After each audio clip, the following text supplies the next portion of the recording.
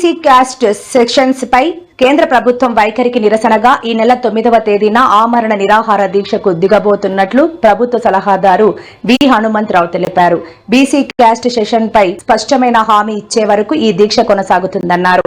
ఇవాళ గాంధీ భవన్ లో మీడియాతో మాట్లాడిన ఆయన 8వ తేదీలోపు ఈ అంశంపై స్పష్టత ఇచ్చాకే 10వ తేదీన ప్రధానమంత్రి నరేంద్ర మోదీ తెలంగాణకు రావాలన్నారు. మోడీ హయాంలో రేట్లు పెరిగి అన్ని వర్గాలు ఇబ్బంది పడుతున్నాయని విమర్శించారు. దీనిపై స్పష్టత ఇచ్చిన తర్వాత తెలంగాణలో రైతు సంక్షేమ వాళ్ళన్నారు. ఉన్నదా లేదా ఎస్సీ ఎస్టీలకు పెట్టినాం, కానీ ఓబీసీ అని ఆలం పెట్టలేదు కాబట్టి నేను ఇందులో పార్టిసిపేట్ చేయనని చెప్పాను. అదేవిధంగా నేను ఒకటే కోరిక, అది ప్రధానమంత్రి గారికి రాసిన, అమిత్ షాకు రాసిన, ఇక ఆఖరిలో ఆయన 8వ తేదీ వరకు దీని సంగతి నాకు తెలియకపోతే as a OBC MPs convener గా అన్ని కుల సంఘాలు, అన్ని బీసీ సంఘాలు మాకు అన్యాయం జరుగుతుందని పోరాడుతూ ఉన్నారు. ఈ బీసీ కుల సంఘాల తరఫుకెళ్ళి నేను ఇది జరిగే వరకు నేను ఆమరణ నిరాహార దీక్ష 9వ తేదీ నాడు చేస్తున్నా. 10 గంటలకు కూర్చుంటా. నరేంద్ర మోడీకి తెలియాలి. తెలంగాణలో రైతు సంక్షేమ పాలన నడుస్తోందని మంత్రి పొంగులేటి శ్రీనివాసరెడ్డి తెలిపారు. రైతులకు ఉన్న పెండింగ్ సమస్యలను రాబోయే 3-4 రోజుల్లోనే పూర్తి స్థాయిలో పరిష్కరిస్తామని హామీ ఇచ్చారు. గత ప్రభుత్వం ₹1,00,000 రుణమాఫీ చేయడానికి 10 ఏళ్ల సమయం తీసుకున్నదని, కానీ తమ ప్రభుత్వం అప్పుల ఊబిలో ఉన్నప్పటికీ రైతులకు 21,000 కోట్లు చెల్లించిందని తెలిపారు. గతంలో వరి వేస్తే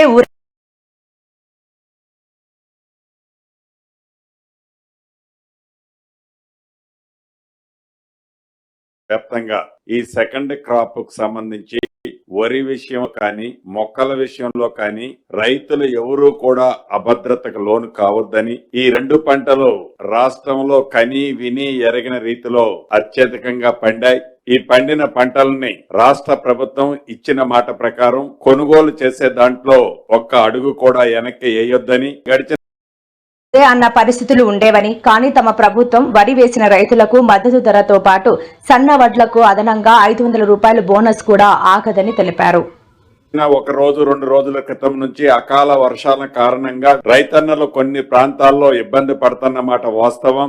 వాటన్నిటినీ యుద్ధ ప్రాతిపదిక మీద ప్రతి జిల్లాలో ఉన్న ఇన్ఛార్జి మంత్రి గారు రెగ్యులర్ గా ప్రతి నియోజకవర్గం, ప్రతి మండలంలో ఎక్కడైతే సమస్యలు ఉత్పన్నమవుతున్నాయో వాటన్నిటినీ అధిగమించి రైతులకు ఎక్కడా ఇబ్బంది కలగకుండా ఉండే విధంగా చర్యలు చేపట్టాలని కేబినెట్ లో గౌరవ ముఖ్యమంత్రి గారు ఆదేశాలు ఇవ్వటం జరిగిందని రైతన్నలందరికీ శుభవార్తగా తెలియజేస్తున్నాను.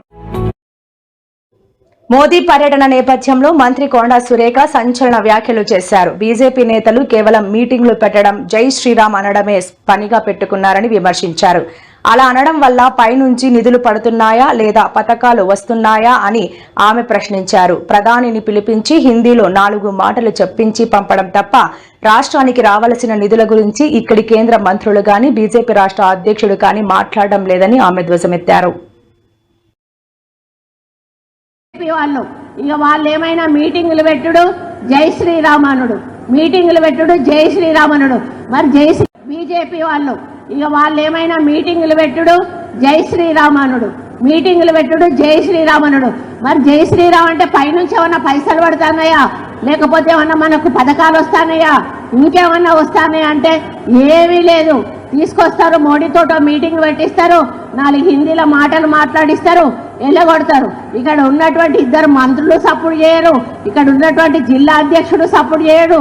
మరి కేంద్రం నుంచి రావాల్సిన మనకు ఏవైతే ఉన్నాయో వాటి నిధులను రప్పించే ప్రయత్నం చేయరు. మరి మనకు అన్యాయం జరుగుతున్నా కూడా నోరు పూసుకొని కూర్చుంటారు బీజేపీ వాళ్ళు.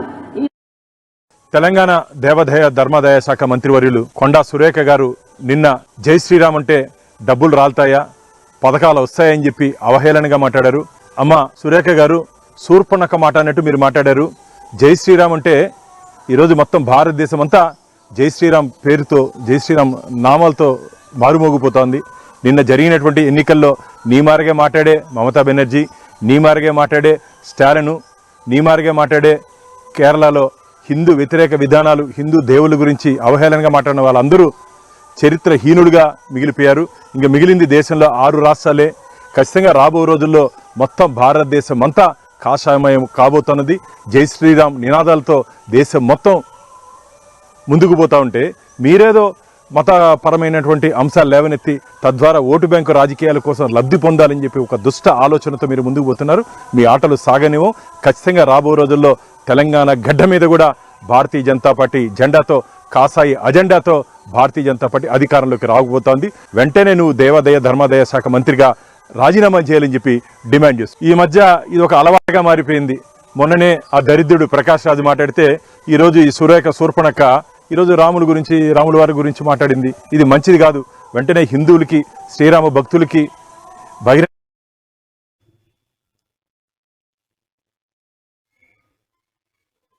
అమరావతి పేరుతో భారీ దోపిడీకి పాల్పడుతున్నారని వైఎస్ఆర్సీపీ సీనియర్ నేత మాజీ మంత్రి మేరుగా నాగార్జున తీవ్రంగా మండిపడ్డారు. చంద్రబాబు వ్యక్తిగత స్వార్థం కోసం రాజధానిని ఎలా వాడుకుంటున్నారో ఆధారాలతో సహా వివరించారు. రాజధాని అమరావతిలో ఎకరా 50 కోట్లని ప్రపంచానికి నమ్మబలికిన ముఖ్యమంత్రి చంద్రబాబు నాయుడు తన కోడలు నారా బ్రాహ్మణి పేరు మీద 5 ఎకరాల్లో నిర్మిస్తున్న రాజభవనం స్థలాన్ని మాత్రం గజం 7,500కే కొనుగోలు చేసి ప్రభుత్వ ఆదాయానికి భారీగా గండి కొట్టారని ఆగ్రహం వ్యక్తం చేశారు. మధ్యకాలంలో ఒక 5 ఎకరాలు భూమి కొని అక్కడే వాళ్ళ కోడళ్ళ గారి పేరు మీద దాదాపు 25,000 గజాల భూమిని దాంట్లో ఇంద్రభవనం కడతా ఉన్నారు. అయితే అక్కడ ఒక ట్విస్ట్ ఏంటంటే రాజధాని ప్రాంతంలో ఎకరా 50 కోట్లు చేస్తా ఉంది. గజం మినిమం 50,000 ఉందని డంకా బగాయించే విధంగా ప్రపంచంలో ఉన్న ప్రజానీకాన్ని నమ్మిస్తూ ప్రక్క వారు మాత్రం 5 ఎకరాలు ఎంత కొన్నారో తెలుసా? 3,63,00,000 చెప్పులు కొన్నారు. అంటే గజం 7,500. మీరు ఎంత గొప్పగా చెబుతా ఉన్నారో ఈ రాష్ట్రంలో అమరావతిలో బ్రహ్మాండంగా భూముల ధర పెరిగిపోయింది చెప్తే పాపం మిమ్మల్ని నమ్మి ఎక్కడెక్కడో ఉన్న డబ్బులు తీసుకొచ్చి ఇక్కడ కుమ్మరించాలని ప్రజలు చూపిస్తే వాళ్ళతోనేమో ఆ విధంగా కొనిపిస్తున్నారు. మీరు కొన్న భూమి కూడా ఎలాంటిదో తెలుసా? ఈ 25,000 గజాల్లో ఒక 1000 గజాలు శ్మశానం గలాట అయింది. ఇదిగో ల్యాండ్ పూలింగ్ లో 9.22 ఫామ్ లో 163B ఆ సర్వే నంబర్లో శ్మశాన భూమి అని కంచర్ల శాంతి కిరణ్ ఆల్టర్నేట్ ల్యాండ్ ఇస్తే దాన్ని ఈ 25,000 గజాల్లో ఉంది. దాని దగ్గర మేము వెళ్ళటంలా. మేము అడిగేది ఒకటే, ప్రజలందరికీ 50 కోట్లు అని చెప్పి మీరు 3,000 కోట్లు కొంటాం, 3 కోట్ల కొంటాం ఏంటని అడుగుతా ఉన్నా. అక్కడ ఏది తప్పు? ప్రజలను మోసం చేస్తారా, ప్రభుత్వాన్ని మోసం చేస్తారా? సమాధానం చెప్పమని చంద్రబాబు గారిని అడుగుతా ఉన్నా. ఎందుకంటే మీరు తమ్మిని బిమ్మిని చేస్తారు. రాజధాని ప్రాంతంలో మీరు పేదవారికి జగన్మోహన్ రెడ్డి గారు 54,000 పైగా ఇళ్ల స్థలాలు ఇస్తే డెమోగ్రాఫికల్ ఇంబ్యాలెన్స్ వస్తుందని చెప్పేసి దాన్ని మీరు క్యాన్సిల్ చేశారు. దాంతోపాటు అవి ఎంత దారుణం అంటే ఈ మధ్య కేబినెట్ లో R5 జోన్ అని చెప్పేసి దాన్ని రద్దు చేశారు. మీరేమో రాజధాని ప్రాంతంలో సౌధాలు నిర్మించుకోవచ్చు, మీరు కొన్న భూమి ప్రక్కన రెసిడెన్షియల్ సౌత్ దరిదాపు 3,000 గజాలుంటే అవి రెసిడెన్షియల్ జోన్ గా ఉండకుండా చేయటానికి ప్రాసెసింగ్ జోన్ అని చెప్పి దాన్ని కూడా ఎవరో ఉండటానికి వీలు లేకుండా మీరు కొన్నటువంటి భూమి దగ్గర చేశారంటే, ఒక ప్రక్క ఏమో రాజధాని ప్రాంతంలో ఎవరు ఉండకూడదు, ఎవరన్నా పేదవాళ్ళు వస్తే డెమోగ్రాఫికల్ ఇంబ్యాలెన్స్ అన్నారు. మీ ఇంటి ప్రక్కన ఖాళీగా ఉన్న స్థలాన్ని కూడా ప్రాసెసింగ్ గ్రీన్ బెల్ట్ గా దీన్ని ప్రక్కన పడేశారంటే మీ ఆలోచన ఏంటి? ప్రజలు ఉండాలనా, ఈ రాజధానిలో ఉండొద్దనా? పేదవారి స్థితిగతులు పెరగాలని, కుటుంబాలు బాగుండాలని, పేదవారు ఎక్కడైనా అందరితో సమానంగా బ్రతకాలని పరిపాలన చేసిన జగన్మోహన్ రెడ్డి గారిని ఈ రోజు రాష్ట్రం యావత్తు తలుచుకుంటున్నారే మీరు ఈ విధంగా చేసిన మోసాలకు. అందుకేగా మేమంది, అందుకేగా జగన్మోహన్ రెడ్డి గారు మాట్లాడుతూ ఉంది. రోడ్లకి డ్రైన్స్ కి 2 లక్షల కోట్ల రూపాయలు ఖర్చు పెట్టి రాజధాని మీరు ఏర్పాటు చేస్తా ఉన్నారు. అందుకేగా మాదిగా వస్తే 26,000తో అయిపోతుంది, ఈ రాష్ట్రం బాగుంటుంది, డబ్బులు వస్తాయి, మిగిలిన ప్రాంతాలు బాగు చేసుకోవచ్చు, ప్రాజెక్టులు వస్తాయి, అనేకం చేసుకోవటానికి ఆస్కారం ఉందని జగన్మోహన్ రెడ్డి గారు చెప్తే దానిని వెర్రితల్లేసే విధంగా మీ పత్రికల్లో పుంకాలుగా రాపిస్తా ఉన్నారు. మీరైతే రాజధాని ప్రాంతంలో భూములు కొనొచ్చు, రాజధాని ప్రాంతంలో ప్రజలకేం ఒక రేట్ అని చెప్తారు, మీరేం ఒక రేటు కొంటారు. అదే మీ ప్రాంతం మీ యొక్క భూమి పక్కనే ప్రజలను కూడదని గ్రీన్ జోన్ అని పెడతారు. ఏ విధంగా ఈ పరిపాలన సమాధానం చెప్పగలుగుతారు చంద్రబాబు గారిని అడుగుతా ఉన్నాం.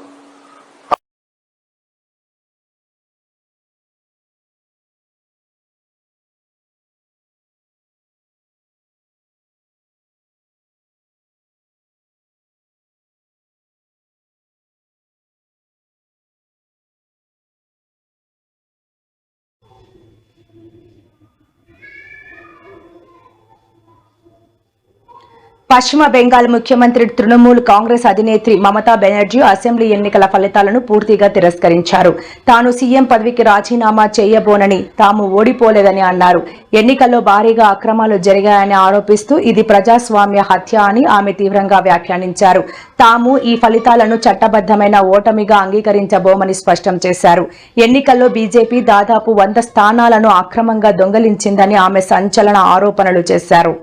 এটা আমরা পার্টিতে ঠিক করব ভাই, আমি তো একা নই, একটা পার্টি আমার সাথে আছে বই। আমরা আসামেও কালকে একটা সিট জিতেছি, তারপরে ওখানেও অত্যাচার করতে শুরু করেছে, সুস্মিতা দেব আমাকে জানালো। পরবর্তী স্ট্র্যাটেজি আমরা পার্টিতে বসে ঠিক করব। আপনারা টাইম টু টাইম জানতে পারবেন, চিন্তা কোনো কারণ নেই। কেন, কিসের জন্য? আমরা তো হারিয়ে নিয়ে যাব।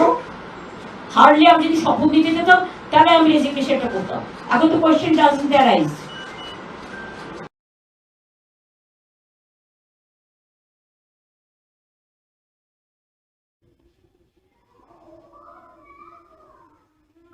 తెలుగుదేశం పార్టీ ప్రతిష్టాత్మక వార్షికోత్సవ సభ మహానాడు వేదిక ఎట్టికేలకు ఖరారైంది. నెల్లూరులోని ఇఫ్కో కిసాన్ సెజ్ భూములలో నిర్వహించనున్నట్లు తెలిపారు. ఈ నెల 27, 28, 29 తేదీల్లో 3 రోజుల పాటు ఈ వేడుకలను అత్యంత వైభవంగా నిర్వహించాలని పార్టీ అధిష్టానం నిర్ణయించింది. రాష్ట్ర వ్యాప్తంగా ఉన్న పార్టీ శ్రేణులు, కీలక నాయకులు ఈ సభకు హాజరు కానున్నారు. రాబోయే రాజకీయ పరిణామాలు, పార్టీ భవిష్యత్తు కార్యాచరణపై ఈ వేదికగా చంద్రబాబు నాయుడు కార్యకర్తలకు దిశానిర్దేశం చేయనున్నారు.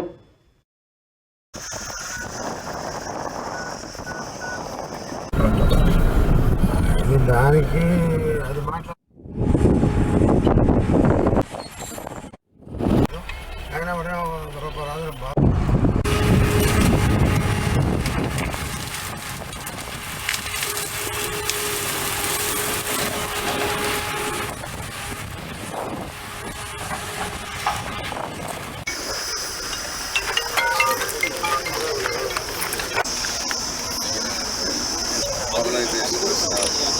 కాదు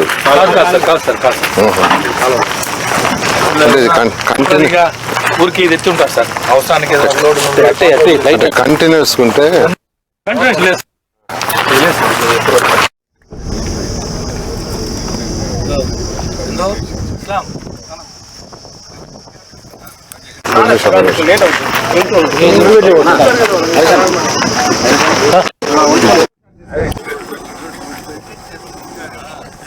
వీడియో పాయింట్ రేపు ఫిక్స్ అయిన తర్వాత కాఫీ టీ బిస్కెట్ ఇస్తా ఉంటారు మనకి వాళ్ళకి అందరికి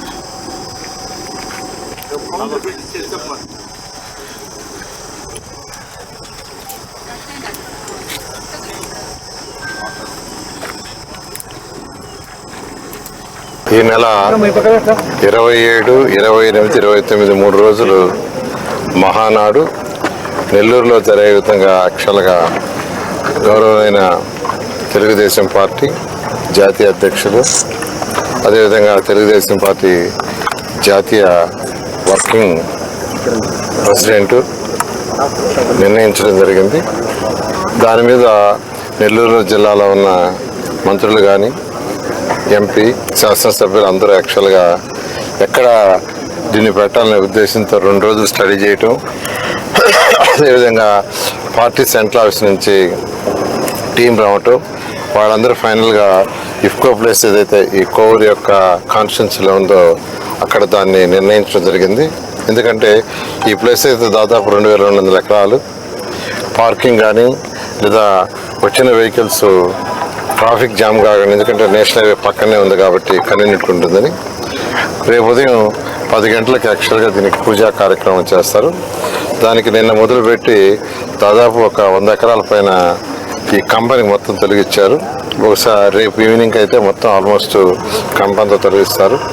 దీనికి సంబంధించి కమిటీలు కూడా ఒక 2 డేస్లో వేస్తామని పార్టీ ఆఫీస్ తెలియజేయడం జరిగింది.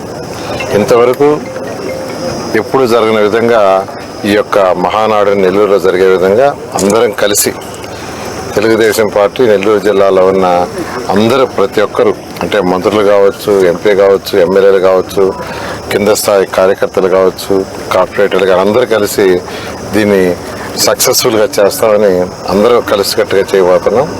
దీని ద్వారా ఏంటంటే మహానాడులో ప్రజలు ప్రస్తుతం ప్రజల యొక్క అవసరాలు ఏమున్నాయి, సంక్షేమ పథకాలు కావచ్చు, డెవలప్ కావచ్చు, ఏముండాయని అనేక తీర్మానాలు చేసి అదేవిధంగా కార్యకర్తల యొక్క సంక్షేమానికి సంబంధించి అనేక తీర్మానాలు చేయటం, ఏదైతే ప్రజా అవసరాలు ఉన్నాయో ఆ తీర్మానాలను ప్రభుత్వం తెలియజేయటం, అవన్నీ ఇంప్లిమెంట్ అయ్యేటట్టుగా చేయటమే ఈ మహానాడులో జరిగే తీర్మానాలు.